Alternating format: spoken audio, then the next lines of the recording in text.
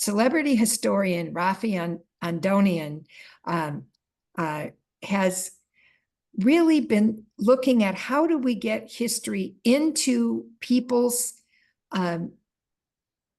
perspective who might not otherwise be there. Today, we're going to talk about interpreting historic monuments. And if you look at that in the context of the Capitol, right now, one of the big conversations that's going on is how do we deal with monuments that are in the Capitol, statues in particular, that honor individuals who served the Confederacy. Jefferson Davis, Alexander Hamilton Stevens still stand in the Capitol. Many advocates have called for their removal, and already there have been a systematic replacement of several Confederate generals. Just last year, Edmund Kirby Smith was replaced by Dr. Mary McLeod Bethune, representing Florida. Uriah Milton Rose from Arkansas is slated to be replaced by Johnny Cash, and Virginia has already removed Robert E. Lee's statue with a plan to bring Barabra Rose Johns, a civil rights educator, in the place. And these debates about Confederate monuments really raise fundamental questions about our national identity and what values do we prioritize in how that is represented in what historical figures we choose to honor.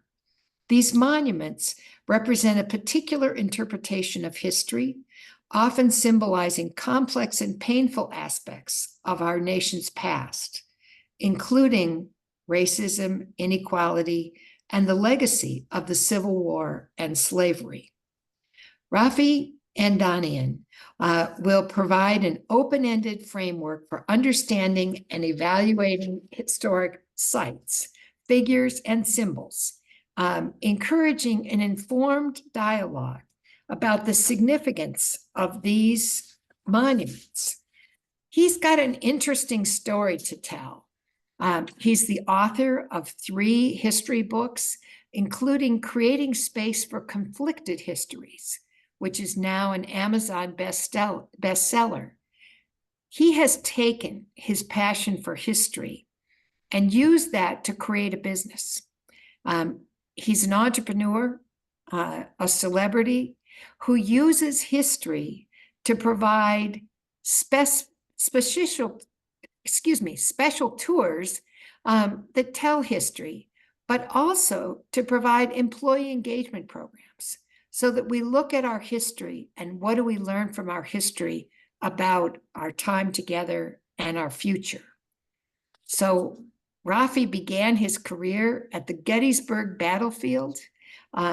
He's been involved with the Richmond Civil War sites, the Martin Luther King Childhood Home, and the Los Alamos, New Mexico, where the atomic bomb was created.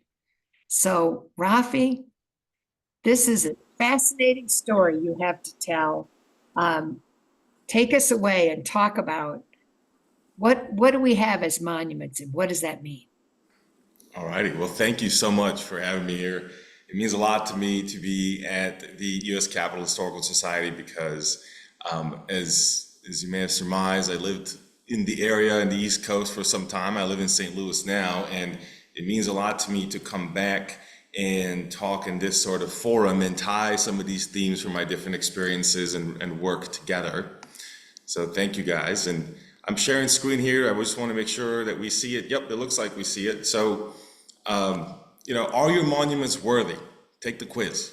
That's kind of one of my big key questions I ask, because we're often asking ourselves, are our monuments worthy? Are your monuments worthy? Whatever your monuments are in your community, your state, your city, your local school, maybe. So I created this set of questions that we could use to approach these monument and historic site controversies. And then we're going to walk through some of them with some very specific examples, especially focused on the Civil War, but drawing from different areas. So my story with this, the most powerful moment, begins when I was at the Martin Luther King home. I was standing on that porch that you see there, the front porch of the Martin Luther King home when he was a child, his birth and childhood home up to age 12 in Atlanta. And I was a park ranger. I worked at multiple Park Service sites, and this is a National Park Service site. And what I was doing is I was leading a tour. I was leading a tour of a group of kids aged between 9 to maybe 12 or 13 in that preteen age, maybe 10 to 12 of them, and maybe about a dozen, and a chaperone. And I noticed with the kids that some of them had the backs of their necks kind of lashed. Others had, one of them had the skull pushed in, like the back of his head pushed in. Another one had scarring on his arms. And I was thinking, what's going on here? You know, his kids had clearly been through a lot. And what I discovered, this is in the year 2010, that they were enslaved refugees. That is, that they were former slaves in Haiti, and they had escaped only recently. And the place that they wanted to come, according to their chaperone, in one of their early orientations to the new country, was a Martin Luther King related historic site, in this case, the birth home. No, they didn't know that the birth home was there before they arrived, but they knew the legacy of Martin Luther King and wanted to visit a site related to Martin Luther King. And what that really showed me, at that point, having worked at Gettysburg and in Richmond, was more than ever before the power of historic sites. Because here I was standing on that porch with kids who wanted to engage with the legacy of someone they had never met, but someone they had heard of, and they wanted to do it through a sense of place, by engaging and being here, the site that was connected to King. Now, historic sites and monuments are different things, and we're going to walk through that a little bit when we go through my set of questions. But for our purposes, we're going to apply the questions to both while understanding that historic sites, which is a location that something took place, such as this home, is a different thing than a monument, such as the statues in Statuary Hall in the Capitol. So let's start with the first question of the quiz that I created based on my experiences. Why remember? What is the significance being remembered? That's the first question I would start with. Y'all mentioned the atomic bomb in my bio. I worked at Los Alamos, as Jane mentioned. And look at that symbol there on the left, the mushroom cloud. That's a bomb at Nagasaki. That's a photo from the Library of Congress. Very powerful symbol, right? It gives us a certain evocative reaction. How about in the top there, the gadget? You might have heard of that if you watched the movie Oppenheimer that won all kinds of Academy Awards.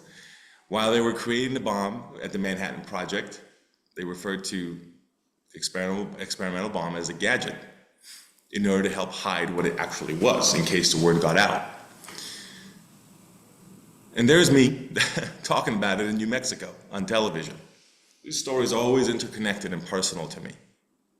But what's the significance of the atomic bomb? Forget if you like it or don't like it for a moment, but let's focus on the significance. Whether you're focusing on soldiers' lives that were saved by not doing an additional invasion on the American side, or you're focusing on the death and destruction of the bomb itself for the Japanese, or you're focusing on the technology it led to, including nuclear medicine that has saved lives. Those are all different things that are very complex, but certainly we can, I think, agree that there was significance. Let's look locally in DC and within the US Capitol to try to apply that same question. On the left, we have Roger Taney. You might have heard of Taneytown, Maryland, also named after him. That was a bus that was in the US Capitol until recently. And on the right, we have Thurgood Marshall. Of course, Chief Justice, just as Taney was more than a century before him. Taney, famous for authoring the Dred Scott decision.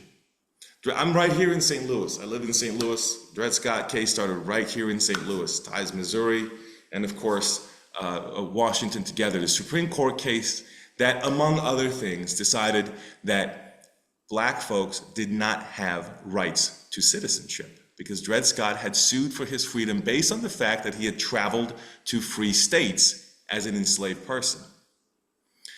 And so Roger Taney's legacy, of course, in recent years has been revisited. And isn't it interesting that we look to Thurgood Marshall, who also later became a Chief Justice, but started his career as a civil rights attorney, most famously for Brown versus Board of Education, overturning segregation. Now you can see two very different stories, right? One says Black folks do not have the same rights as citizens. The other erased Plessy or overturned Plessy versus Ferguson, which was for segregation. So it was trying to be access for further civil rights on the basis of avoiding racial discrimination.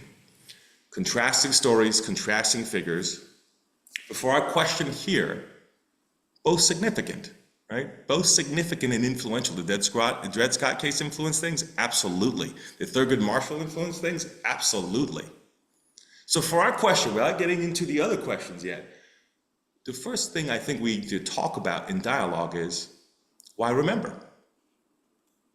The next question, what is a history being remembered? This is where we have to establish what actually happened. I kind of started to creep into that when I started talking about, for example, the specifics of the Dred Scott case on the prior slide.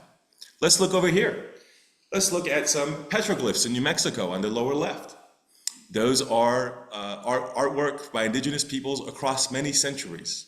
And while many people look at these and interpret, it's very challenging to know what are we actually remembering there. You'll have all kinds of theories, but it's very challenging to understand what the interpretation is. When you're trying to interpret art, it's very difficult to understand. We have theories, but this question is not always as simple as we think. I put there a photo in the upper right on gas shortage and inflation. And that was a big topic. Well, inflation's been a big topic, but specifically gas prices, when they were spiking up about 2 years ago, was a big topic, and the comparisons to the 1970s were being made. Although there were different economic and historical context situations, which I think is part of what we discuss when we talk about what is a history being remembered. There's different policies and different both political and economic policies in place, which make it a different context before we rush to those comparisons. Or how about with Putin? He certainly has been referring to remembering a certain history, tying to Kievan Rus to justify his invasion. So this question of what is a history to be remembered can be tricky. Let's look here in the US and tie back to the Capitol as well. Manifest Destiny, you see that painting over there on the right. I'm sure many of you have seen it before. Maybe you haven't seen it since one of your textbooks in history, but I'm sure you've seen it around. Lady Liberty or Columbia marching across the West, bringing lightness from the East to the darkness of the West. That's what you're seeing depicted there. And we could sit here analyzing all sorts of components within that painting, as I've done in other scenarios. But the basic idea, of course, is that it was clear, it was manifest that our destiny as the United States was to expand from sea to shining sea and bring that civilization as they saw it. And I put that in quotes, a civilization to the folks who needed progress with the railroad that you see as the buffalo are being pushed out. One of the biggest advocates for that was Thomas Hart Benton. And you can see him right here. And this is the monument that was at U.S. Statuary Hall that is now at the State Historical Society of Missouri. That's my photo. I walked up to it and took it. Benton was a big advocate for Manifest Destiny, and he was part of bringing Missouri into the United States as a slave state, himself a slave owner. And so that might be the story that we tell, right? What is the history? Remember, what if I told you that he also was unhappy with the Compromise of 1850, 30 years after the Missouri Compromise, because he thought it was too friendly to pro-slavery interests? What if I told you that he also lost his Senate seat because he was seen as not being supportive of the expansion of slavery? So let's look at the complexity of the story here, of when we try to tell the story of what is a history to be remembered. This is why we can have debates. This is why sometimes a story breaks down when one of us focuses on one or the other. We don't see the whole picture of what is the history to be remembered. That makes the conversation more complicated. Now, I'm not saying yet that in this process of asking questions that this necessarily means that we know the answer. Not necessarily the case. But what it does mean for our second question is we have to establish a full picture of what is history. Remember, manifest destiny can be seen for some of its pluses and minuses. I'll give you a quick example of how sometimes someone can interpret something. And we look at manifest destiny and say, oh yeah, that's clearly, all negative, right? Bad things to indigenous people, this notion of civilization, etc. But I had someone recently, for example, say, I just realized I do the same thing. Because I'm always advocating that instead of doing this individualism that Americans seem to believe in, that I think that we should have development for public transit and mass transit throughout the United States. That is the way I believe it is, and I feel like there is no other answer. And looking at this painting and analyzing it, and looking at the way they portray the railroad as a particular version of technology and progress, made her question if she should always be thinking that this is the only answer. So I want you to see, when you're looking at what is history, remember, I want to encourage us to look at the multiple angles and the full picture before we jump to what the answer is. The third question, what does it mean to remember? So this is where we get a little bit into some of the monuments versus sites. Let's start in the middle there. You see the columns, the building with the columns. That's the White House of the Confederacy. And the White House of the Confederacy is a historic site. It's a place. It's a place. There's only one White House of the Confederacy. You can't, I can't put it across the street in St. Louis. I guess I can move the building, but I'm saying I can't pretend that I'm going to create the White House of the Confederacy across the street. That's a little bit different than the monument. On the left, there is a Robert E. Lee monument, which Jane mentioned. That one is the one on Monument Avenue. Of course, has been in the news for a few years. A few years ago, it was big time in the news, but still kind of pops up occasionally.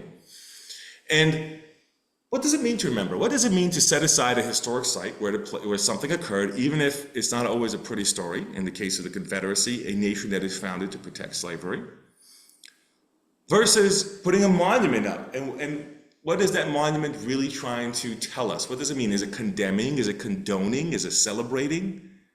We have to ask the question. Simply the presence of the site or the monument is not enough. It's the nature of what is taking place there. I'll give you a funny example that's right there on your screen. If you look in the top there, there is 4 of us standing in front of a monument. That's me as an intern at Gettysburg before I got a job there in the green shirt. And we're standing in front of a Civil War soldiers monument taking a goofy photo because some of those men in the unit were also Penn State alum.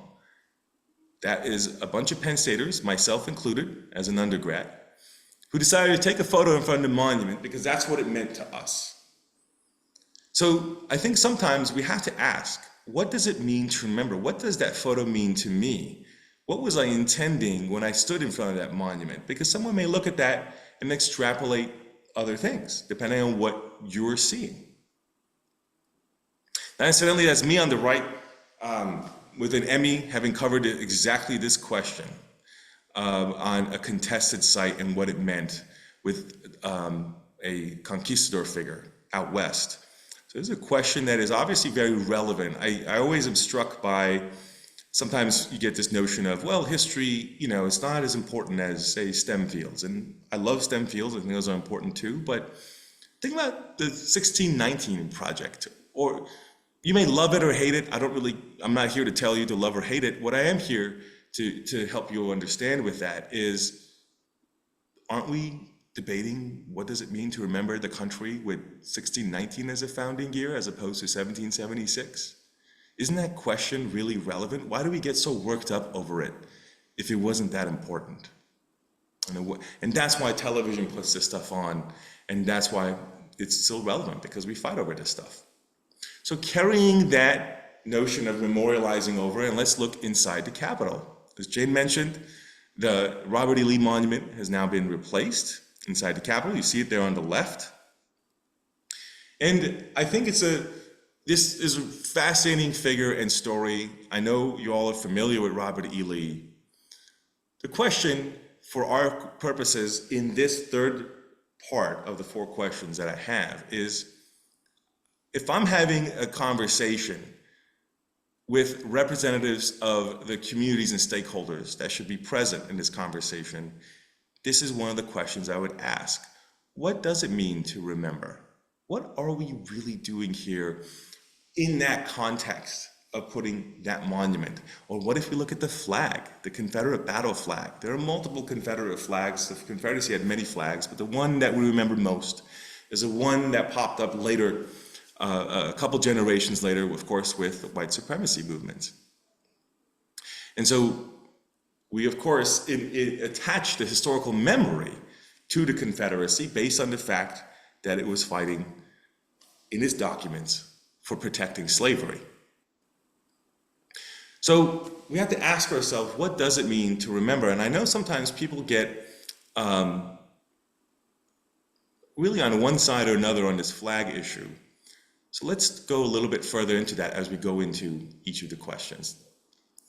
The last and most important question that I want to spend the most time on, because it has the most layers of complexity, is how remember.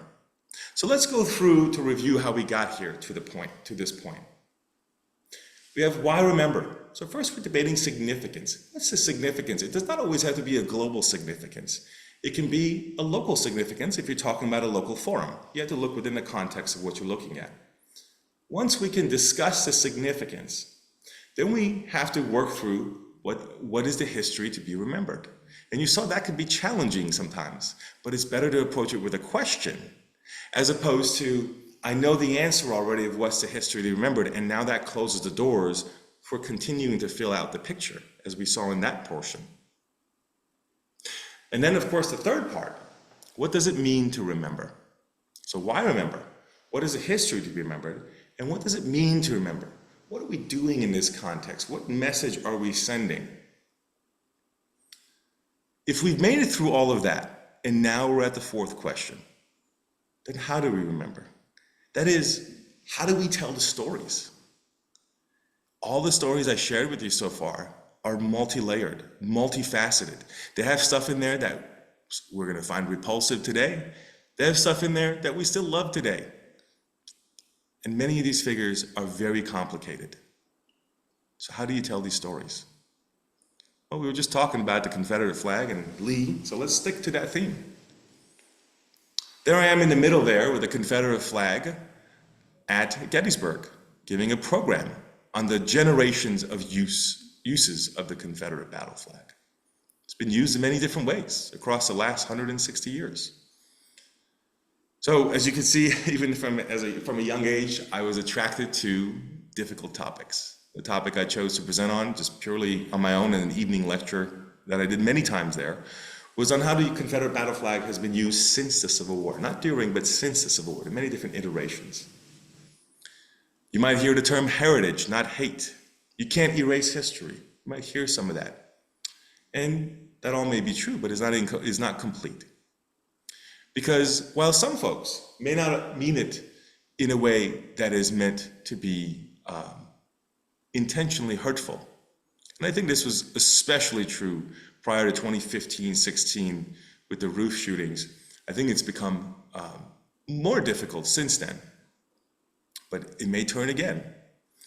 Look on the right side there. There's a Confederate battle flag being used at a water park. Often it was used in pop culture. You can remember TV shows that would put it up. Symbol of rebellion. Someone may be using the flag to symbolize their heritage.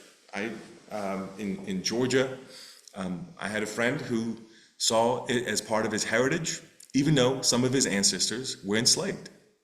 So very complex. But what's also part of the history is the way white supremacists, including the KKK, used it. So you can't pick and choose, right? So on the left side, you see the KKK hooding its leader as a Confederate battle flag, as one of the symbols it chose. Now you may argue this is an accurate depiction or not in the way they wanted to see the Confederacy. I'm not here to debate that, although we could have that in the Q&A if you want to, but my purpose here for the how remember is more, how did the KKK choose to remember the Confederacy? And when we tell the stories of the Confederate flag, how are we going to tell the stories that are multi-layered? It's not all one or all the other. But also, let's layer this, make this a little more complicated, even more so. What else is in that photo? The Christian cross and the US flag. Are those symbols of white supremacy by association? These are gray area questions that I want you to think about. So when we think about the story of how to remember, we're thinking about the many ways this can be complex, and the reason that matters is because then you can understand why the other person sitting across from you may disagree with you. Because maybe your understanding, while partially accurate, is not looking at the entire picture of the many different ways of how we could tell the story.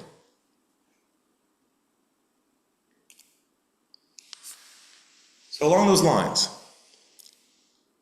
how about Arthur Ashe? Going back to Monument Avenue. How about adding Arthur Ashe? So let's talk about different ways of how we can remember history, monuments, historic sites, etc. I want to show you a few different layers because it's never that straightforward. Monument Avenue, contested. Of course, the Confederate statues came down. But what about Arthur Ashe? One way to have dealt with that, as they did decades ago, was to add Arthur Ashe to Monument Avenue. That was contested at the time. Does it make sense? Does it fit the theme? Doesn't seem to fit. But then others said, we're trying to add so that we can continue to tell a further story. Obviously, the next generation did not see that as sufficient.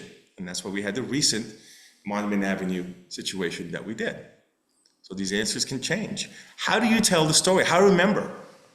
The answer of how to remember was different when we added Arthur Ashe to Monument Avenue than what happened a generation later. So the how to remember question can also change over time. How about reenactments? Now, there are various versions of reenactments, not always accurate. There's also living history, which is more educational in purpose, whereas as opposed to reenactments tend to be commercial ventures. But look at that photo in the upper left. That happens to be from a living history demonstration, but there are reenactors that are at the living history demonstration. Look at the smoke. You can't see them very well, can you? Now imagine if you were standing there. Might that give you a better understanding of, now I understand why sometimes things on the battlefield are chaotic, because that's just one unit. Imagine hundreds of units firing, and maybe the soldier is not seeing anything or hearing.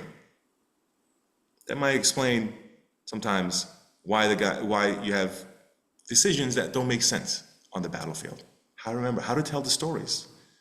Even these live demonstrations can have, while sometimes can seem gimmicky and hokey, depending on how they're done, can also add layers of understanding. Now, just for fun, I included this photo, so you all see that, I live what I preach, I guess. I'm not a reenactor for a variety of reasons, but this right here is me as a 19-year-old in a uniform that fit me. I just found what fit me from the depository at the National Park Service. When I was first there at Gettysburg, they made us dress up in those wool uniforms and march across the battlefield and camp there for the night, which you cannot camp on the battlefield if you're a normal visitor. So we can get a tiny little sliver of the experience of the soldiers. Now, I did not march 30 miles prior to get into the battlefield, so I had it much easier. I was well fed, but it does show that even the National Park Service thought trying to give us some version of a taste is going to help us tell the stories in how to remember. How about memorials? Since we were just at Gettysburg, let's take a look at the memorials. There on the left, you have a portion of the cemetery at Gettysburg, which of course is where Lincoln gave the Gettysburg Address. That's why I put Lincoln on there. How about that Pennsylvania memorial there that you see the columns and a couple of statues on there, and the man reading the names of all the Pennsylvania soldiers that fought at the Battle of Gettysburg. So you can tell that's a pretty big monument. You can tell by the scale, obviously, of the individual there. Is that a way to tell the stories? Memorialization. The graves that you see on the left, going back there for a moment, are unknown soldiers. Their identities are unknown in the cemetery. Union soldiers, but unknown identities.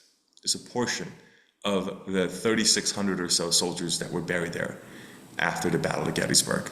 And of course, where Lincoln came to dedicate the Gettysburg Address. Look at the theme and memorialization there. They knew early on that they'd be memorializing this site because Lincoln came just 4 months after the Battle of Gettysburg to dedicate the cemetery. And they'd already been working on the cemetery. To the Pennsylvania Memorial, which was a generation later to today. If you go there in this particular section, you're going to have a memorial type atmosphere. It's not the only way the Gettysburg folks tell the story. It's only about 80 some odd miles from DC, so easy to get to. But it is one of the ways. So again, dealing with the question of how to remember, how to tell these stories. How about this one right here? There I'm at Gettysburg, and right nearby is the Bryan House. This is the home of the Bryan family, a free black family in southern Pennsylvania, where Gettysburg is, just 7 or 8 miles north of the Mason-Dixon line from Maryland. Of course, at the time, the line of slavery. These folks are free. But how to tell the story using this is a little bit different than others. For example, when Lee's army invaded the North, there's documentation of this, that they would often capture African Americans in the North, presuming, because of their skin color, that they are slaves, that they are, this term is escaping me now, the runaway slaves. And so essentially putting them back into slavery. Well, as you might imagine, Bryan did not want to be around to deal with that, as it became clear that the Southern Army was up north. So they took off before the battle began, and they were not captured. But the presence of that simple little home allows us to tell the story, to tell the fuller story of the battlefield, to tell the story of the causes and the racial tensions during the Civil War, not just who went where and who shot who. Different kind of resource, different way on how to tell the story. On the right side, you see 2 monuments. I highlight those 2 monuments as one of hundreds of examples on the battlefield at Gettysburg that were dedicated by the soldiers themselves. So look how many different layers of monuments we've talked about. Some of the monuments were dedicated by states inside the US Capitol. Some monuments are dedicated nationally. Others are dedicated by descendants. These are dedicated by the men themselves.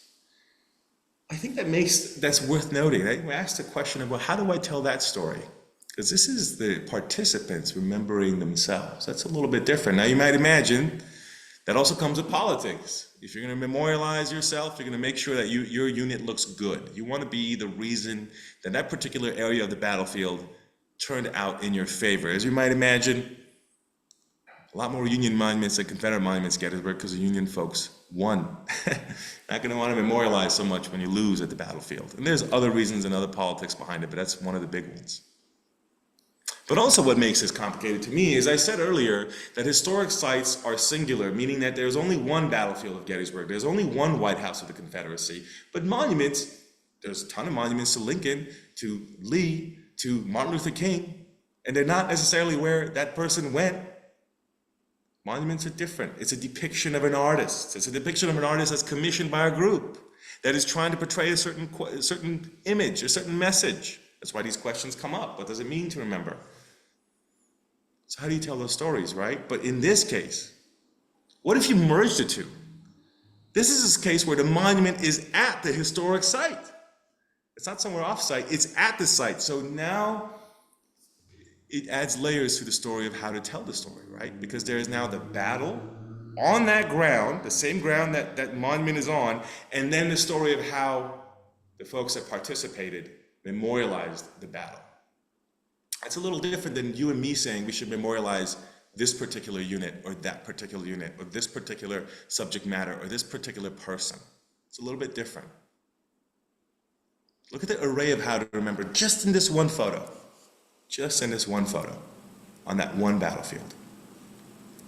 Let's go to the atomic bomb, because that's where we started. Let's step back from the Civil War for a moment. Which atomic bomb do you remember? And how do you tell this story? Do you think of the destruction on the left? Or do you think of the exhilaration of victory on the right? As Jay mentioned, I have a book on the topic of remembering the atomic bomb.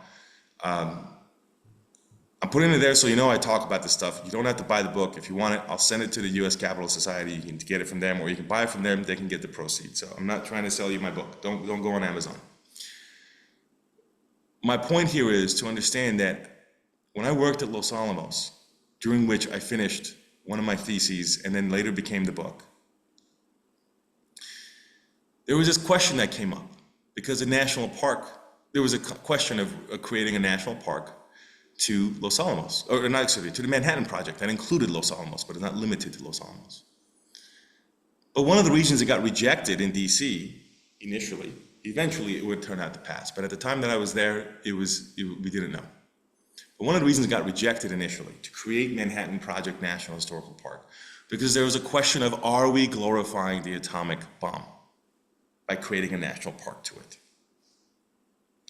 Now, with hindsight, we know eventually a national park was created.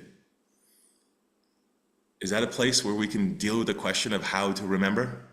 Oh yeah. Is that a place where we have to deal with talking about the different layers and perspectives of how to tell the story? To tell both stories that you see here and others? I dealt all the time with folks that would come in, and I encountered all the time really strong emotions. The atomic bomb saved my grandfather's life. The atomic bomb is an example of evil in the world and destruction, and Oppenheimer is satanic. These are things that I heard. Now, of course, you may know that there are different national parks out there, 2 difficult sites, such as Manzanar, Japanese internment camp in California. Very recently, I think the newest one, is Amachi in Colorado, which was also a Japanese incarceration camp during the World War II. There are many examples. Sand Creek Massacre, also in Colorado, during the Plains Wars between some indigenous groups and the United States. So it's not that we avoid these stories in some of these, if you want to call them official historic sites, which a national park is a form of. But we have to deal with the question of how to tell these stories. And I think each of us, when we're dealing with something contested, one of the ways we can address this is, well, how do we tell the stories that are multi-layered? How do we interpret it? Here's another way to tell the stories. How about on the community history level? This is in Los Alamos. At the top, you have both photos are Fuller Lodge, which was there prior to the Manhattan Project during the boys' ranch school that was up there, Los Alamos Ranch School, which was established in the 19-teens or so, maybe 13, 14, 15, somewhere around there, and was there up until the Manhattan Project, which when the Manhattan Project came, it pushed them out. And they were basically, the easiest way I could put this is they were trying to create little Theodore Roosevelts, elites from the East Coast who were academically learning the liberal arts while also learning the rigors of the West and doing Boy Scout type activities. And so in the left there, in the black and white, you see a photo from the time period with the boys out there. And in the right, in the lower right, you see a photo that I took of the building still there as a community building where there's a job fair. I've gone to lectures there, weddings there, all kinds of current community events. So how to remember? Is it always to turn it into a museum and put interpretive signs? Or is it to continue maybe to use the building in one of its original intents, which was a community gathering space? For example, the ranch school had 50 buildings and that was their gathering space. There's always been a gathering space. How about doing a family reunion of sorts? This is me at the Descendants Day at the Monroe's home, Monroe's plantation, called Monroe's Highland. They gathered together a couple of different presidential properties, enslaved people's population. That does not necessarily mean they were direct descendants of the presidents themselves, but they were descendants of the properties that helped run the properties that were there. And there I am with some of the participants. Look at this family reunion atmosphere. There's food being served. And I'm going to play a quick video to give you a sense of the feel in the question of how these folks chose to remember that I was fortunate enough to be able to be a part of.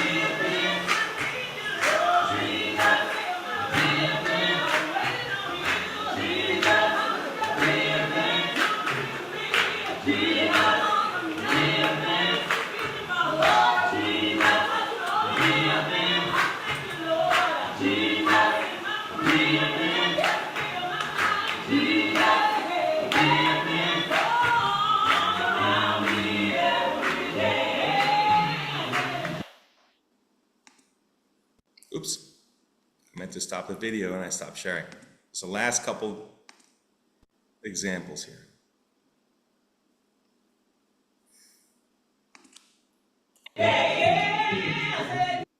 Now it's doing what I originally. How about food? We saw it in the previous section. Sometimes this applies to your family. There I am using food all kinds of ways, even shaving with peanut butter on one of the shows, because that's what George Washington Carver advocated, among other uses of peanuts and peanut butter. Whiskey in this case, the Whiskey Rebellion. You could have fun using food and connecting to the stories of how to remember.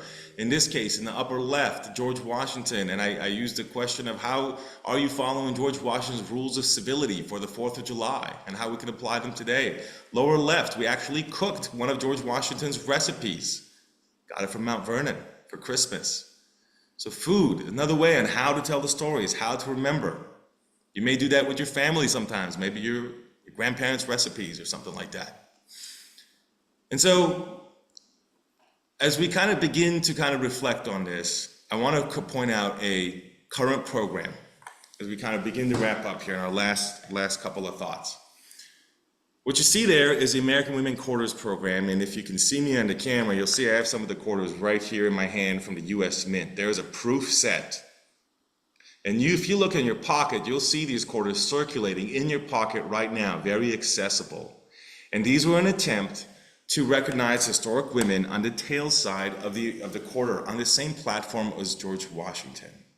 It's going on for 4 years, 5 quarters a year, so that's 20 total. So it's still ongoing. I've been doing segments on every one of the quarters based on where the geography makes sense. And the one I have highlighted here on the quarter is Maya Angelou. Is that a different version of the American dream than, say, George Washington? Do we need both stories, though? I think we probably should, and how to remember. You also see Edith Kanakaole, a Hawaiian indigenous advocate, and I'm drawing a blank on her name now, Hovita Idar from Texas, who fought for Mexican-American rights. So it's a wide array that they're covering. But the point here is that, to me, what the quarter says is that there is room for both sides of the story. We can even put them on the same prop. And in fact, there could be more than 2 sides. It's just a quarter is 2-sided. There could be 3, 4, 5 sides, and we can tell the stories together when we talk about how to remember. And briefly, let's come back to the Capitol. Inside the Capitol, for example, we have these figures. George Washington, which you just saw on the quarter. Now, Lee came down, but Washington didn't, even though Washington was also a slaveholder. We can argue about the differences and similarities there, because there's a difference in fighting for the Confederacy. But you see, again, the questions are complicated. How about Charles Carroll of Carrollton, signer of the Declaration of Independence? He's on the right side there. Huge slave owner in Maryland. But also the only Catholic signer of the Declaration of Independence, and his family dealt with a lot of problems in Maryland for being Catholic, when Maryland went from a Catholic haven to then the turn against Catholics and then back fighting against it, and the Carroll family was always in the center of that. So Carroll may be frowned upon for owning slaves, but on the other hand, perhaps celebrated for religious freedom. So these questions are complicated. When we tell these stories, how to remember, we have to remember one of my historical heroes, George Wythe. There I am in front of the Wythe home in Williamsburg, Virginia. George Wythe is in the center there, the biggest portrait. One of my favorite historic sites, partly because it's so greatly intact. But one of the reasons I love it also is because the person associated with it. No, he wasn't perfect. But what I love for the purpose of our conversation here, when we reflect on these questions, is the fact that he tutored both Thomas Jefferson, who you see on the upper right, and John Marshall, who you see on the lower right. Why does that matter? Because if you study that period of American history, you know that Jefferson and Marshall hated each other. During Jefferson's presidency, Marshall was, of course, the Chief Justice of the Supreme Court, and they clashed a lot. So how is it that the same tutor, the same person who taught them, produced two people that think so differently? That's why, to me, when I think about these questions on approaching contested sites, I remember George Wythe. Because it tells me that we can learn about these and about each other without having to talk to someone to necessarily proselytize that they should think like me, but rather understand that you can have both intelligent people, Jefferson and Marshall, believing different things. Now, how are you going to figure out how to constructively work together, even when you disagree? That when I talk to you, or even when I'm teaching, I'm not trying to make you believe what I do on the Confederate flag, or believe what I do about Charles Carroll, or believe what I do about the atomic bomb, but rather giving you the tools so that you can be like Jefferson and Marshall and have different perspectives and both be smart and both have a point. So how can we approach that? And I think the way we approach that is with questions rather than answers. And that's why the blueprint that I provide to you today is not a checklist of these are the things that you must have on each monument, on each historic site. To me, that's too close-ended, but rather it's open-ended, to provide a blueprint for discussion, to provide a blueprint that is open-ended dialogue, so we can take the different stakeholders, figure out how to integrate the different pieces together. This is me. If you want to hang out afterwards, you're welcome to contact me. There's my YouTube where I post my TV appearances after I go around, so that's how you can follow me around the country. My Instagram, if you want to just check out my adventures, get in touch, DM me, that's fine. And I am doing a Defining the American Dream tour where we deal with some of these questions, but at actual sites. If you want more information on that, you can check out that website there, raffisregulars.com. It's part of a series I do called Beyond the Postcard, where we dig beyond the postcard. We don't just go to the sites, we get behind the scene access, we get leadership of the site. I'll get an author or a director of a center to join with me so we can really dig deep in some of these big questions. Let's open up the Q&A. And you'll have to stop the share. There we go. Great. So thank you very much for your thoughtful presentation. We thought it was important to kind of return to the Capitol and understand the framework for the National Statuary Hall collection, which is a very specific set. The National Statuary Hall collection is 2 statues from each state, Yep. selected by the state. And you spoke about Robert E. Lee, who has been removed, but he has not been replaced. Correct.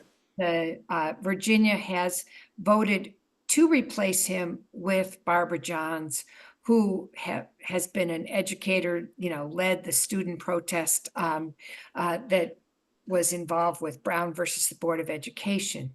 But that is in the dialogue and the conversation in the Capitol is one that is not specific, it's specific to the Capitol, but it engages the states. You showed the example of the Missouri statue that had been removed. It was replaced with Harry Truman. That's right. And Isn't that funny? The atomic bomb. We were just talking about the atomic bomb, and there's the only person that's used it, and he's there. so, These things are you know, complicated. think Yeah. think about this, that there is um, at the Capitol itself, there are many, many paintings, statues, monuments that take some conversation about our history. And one of the questions that, many people have put forward is, when we're not talking about specific, places, which you gave a lovely example of, lots of different places where history is interpreted across the country. But at the Capitol, where there are, certain frameworks, part of what we do at the Capitol Historical Society is tell the story of the time when the painting was placed, the time when the statue was put in. And the Capitol is both a monument, a museum, and an actual office building. That's right. So it's got a unique, Additional layers of complexity. That's right. when you talk about layers, the Capitol has a lot of layers, but many of our people, raise the question about, what is your thought about, should we try to preserve the Confederate monuments in some capacity in conversation with sort of the rest of the story? And if so, how would you propose doing that? So I don't like blanket answers. My answer is perhaps, and it depends. It depends on the specific context. I'd have to walk through the questions because I really believe that the specific, I would say, for example, take Nathan Bedford Forrest, a different figure, one of the founders of the KKK, right? He was a Confederate general, became one of the founders of KKK. That's going to be a fundamentally different conversation than, say, Jeff Davis, for other reasons, who was initially actually against nullification, a unionist before the Civil War. So you got to walk through the questions. That's what's important. I'm not going to jump to an answer because each particular case is different of the why remember, the significance. What is a history to be remembered? I'm going to consider that. And of course, what does it mean? So in the context of where it is. Also, what's a depiction? If we took more time to look closer at some of the monuments, the depictions are sometimes very glorified or not, right? And that matters too. And then how are we telling the story, which is how are we interpreting it? How to remember, right? At Gettysburg, there are Confederate monuments. To me, that's a very different context, though. There are not many because they lost, but there are a few.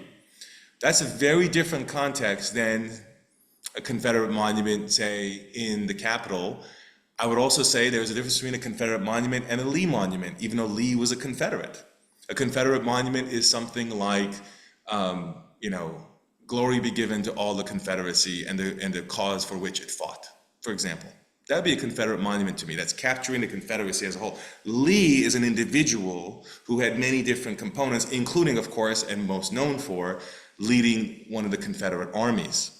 So these are the contexts and questions that I'm going to consider before I have an answer for each of those. But no, I do not think we should always be removing Confederate monuments, but no, I do not think we should always keep them either. So if you're looking for me to say, is it possible to keep some? Yes, I do think it's possible, but it depends on the context. Are we at a museum? Are we at public grounds? Are we at a school? Are we in the Capitol? Where are we? And what is the story being told, and who's being depicted, and what's being depicted? These are all questions I need to look through. So that's why I created the question. So I would say it's possible and perhaps, but it depends. I might add one more layer to the Capitol. Of course, to what you said, Jane, that might be relevant here. Yes, there is Statuary Hall, right, which comes from the states. But as you know, not every monument at the Capitol grounds, inside or outside, is necessarily from within the program of Statuary Hall. And that also is a question that is going to me, influence what does it mean to remember. It's going to influence that, because Statuary Hall has a specific purpose, which is a little bit different than what's the purpose of putting a monument somewhere else on the Capitol ground. So the details of the situation really matter. We can't come in with a preconceived answer and make the details fit. The details of the situation have to guide us to these to the points of discussion. That's why I provide a framework. Is that a fair answer? I'm not trying to evade it. It depends. Well, I think anything is a fair answer because it's an opinion question. And, I just wanted to clarify because some of Yeah. the statuary hall But I don't questions, think there's a blanket answer. Yeah, I some don't of think the there's a blanket answer. questions that we get asked a lot are about statuary hall because that is the Sure. most dynamic and Absolutely. ever changing. Whereas the statuary around the Capitol, they're not continually adding statuary around the Sure. Yeah. that is, and it's really more how we interpret the statues that are there and the work that is there. So there's a lot of what we have done and learned, as we worked on understanding the role of enslaved people in building the Capitol. That's right.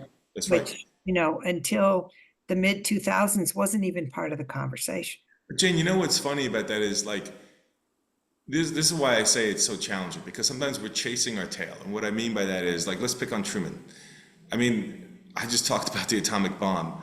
And from my perspective, having worked at Los Alamos years ago, when they replaced Benton with Truman, I just thought it was interesting. It's kind of funny because Truman is, I got so much feedback when I was in Los Alamos that Truman was terrible because he dropped the bomb.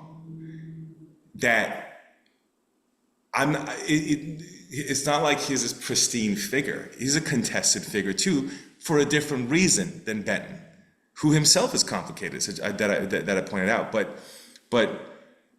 it's not that simple, because even the person that we replace him with does not necessarily, let's just say, fix the story. I just think we're probably a little bit less focused on the atomic bomb question in Missouri, who put that there, versus say where I came from. But that's a great example of we're kind of picking and choosing what we choose to remember, because if I chose to remember the atomic bomb, a transformative event for Truman, it's going to be a lot more complicated and contested, much like Benton, I think. And it is clear that we could talk about this for another 6 hours, but we are near the hour, and we really appreciate, Raffi, the work that you do to bring history to life, bring the contested and complex history into a conversation that allows us to learn about each other and about our future. And we do believe at the Capitol Historical Society that understanding our history is something that is an ongoing process, because we learn about history every day. There are there was a time when history was only about, white men with property. And then lo and behold, we found out there were women in history. Lo and behold, we found out that there were indigenous people. We found out that there were enslaved people. And telling the whole story is something that we work very hard on. We appreciate all of you who joined us for today. We hope that you'll join us as we move forward. Each of these events is only possible because of the contributions and donations that come from our members and supporters. And we thank you so much for your continued support. And one of the ways you can support is not just by becoming a member, but by sharing this information with your friends and neighbors and inviting them